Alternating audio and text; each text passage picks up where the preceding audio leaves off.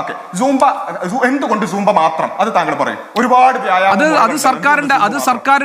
അത് സർക്കാരിന്റെ തീരുമാനമാണ്. സൂംബയാണ്, സൂംബ ഡാൻസ് ആണ് ഞങ്ങൾ ഇൻട്രൊഡ്യൂസ് ചെയ്യുന്നത്. എന്താണ് സൂംബ കളിച്ചാൽ കുഴപ്പം? ഇവന് കുറച്ച് ബുദ്ധി ഉണ്ടായിരുന്നെങ്കിൽ മന്ദബുദ്ധി എന്നെങ്കിലും വിളിക്കായിരുന്നു. മറ്റ് ഡാൻസുകൾ പോട്ടെ, സൂംബ കളിച്ചാൽ എന്താണ് കുഴപ്പം? എന്തുകൊണ്ട് ചർച്ചയുണ്ടായില്ല? എന്തുകൊണ്ട് സൂംബ കളിച്ചാൽ എന്താണ് കുഴപ്പം?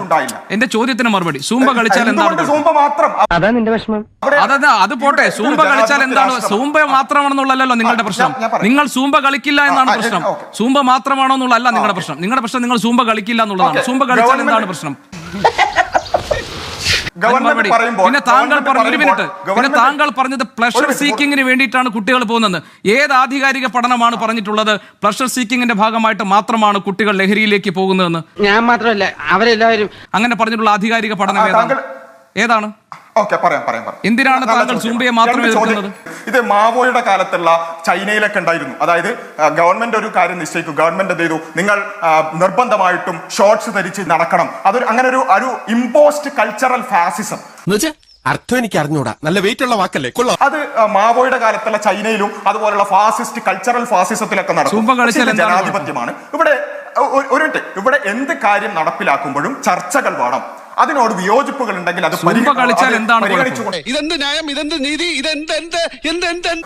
പറയട്ടെ, അത് പൂർത്തിയാകട്ടെ. അല്ല, ഇത് സർക്കാരിന്റെ നിർബന്ധിത പരിപാടി, അതിനോടുള്ള ജനാധിപത്യ പരമായ പിന്നെ നിങ്ങളുടെ വിയോജിപ്പ് അതൊന്നല്ല പ്രശ്നം. സൂംബ കളിച്ചാൽ എന്താണ്?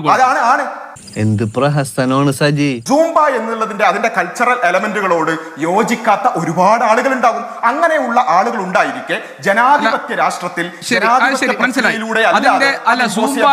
സൂംബയുടെ ഏത് കൾച്ചറൽ എലമെന്റിനോടാണ് നിങ്ങൾക്ക് വിയോജിപ്പ്?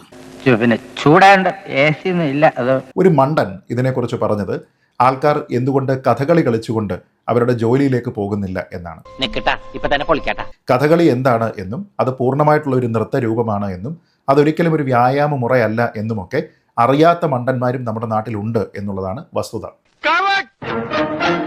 എന്തായാലും ഇതിൽ ഏറ്റവും പ്രധാനപ്പെട്ട മറുചോദ്യം എന്തുകൊണ്ട് സൂംബ പാടില്ല എന്നാണ്.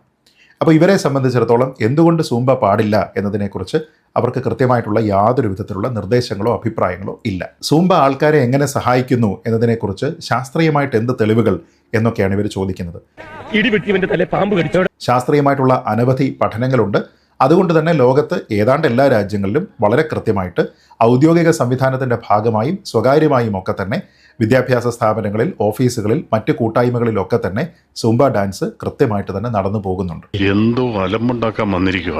നമ്മുടെ നാട്ടിലുള്ള എത്രയോ തൊഴിൽ സ്ഥാപനങ്ങളിലൊക്കെ തന്നെ സൂംബ ഡാൻസ് വളരെ കൃത്യമായിട്ട് നടന്നു പോകുന്നുണ്ട് എന്ന് നമുക്കറിയാം. അപ്പോൾ ഇത്തരത്തിലുള്ള മണ്ടന്മാരെയൊക്കെ തന്നെ നമ്മൾ അവഗണിക്കേണ്ടതാണ് എന്നുള്ളത് ഒരു ഭാഗം. ഇതിനോടൊപ്പം തന്നെ ഈ മണ്ടന്മാർ പറയുന്ന മറ്റു ചില കാര്യങ്ങളുണ്ട്.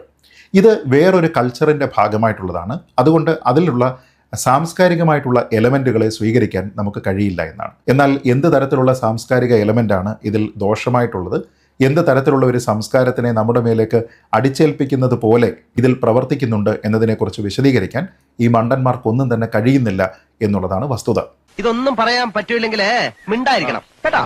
ഇതേപോലെ ഈ മണ്ടൻ ചോദിച്ചിരിക്കുന്ന മറ്റൊരു ചോദ്യം ഇതെങ്ങനെയാണ് ലഹരിക്ക് പകരമാകുന്നത് എന്നുള്ളതാണ്. നോക്കൂ, ലഹരി നോക്കി ഒരു കുട്ടി പോകുന്നുണ്ടെങ്കിൽ അതിന് പല കാരണങ്ങളുണ്ടാകും. ഒരു പ്ലഷർ സീക്കിങ്ങിന് വേണ്ടി ആൾക്കാർ ലഹരിയെ സ്വീകരിച്ചു പോകുന്ന സമയത്ത് മറ്റൊരു താൽക്കാലിക പ്ലഷർ സീക്കിങ്ങിന്റെ ഭാഗമായിട്ടുള്ള സൂംബ ഡാൻസ് എന്തിനവർക്ക് കൊടുക്കുന്നു എന്ന് ഈ മണ്ടക്കൂട്ടങ്ങളൊക്കെ ചോദിക്കുന്നത്.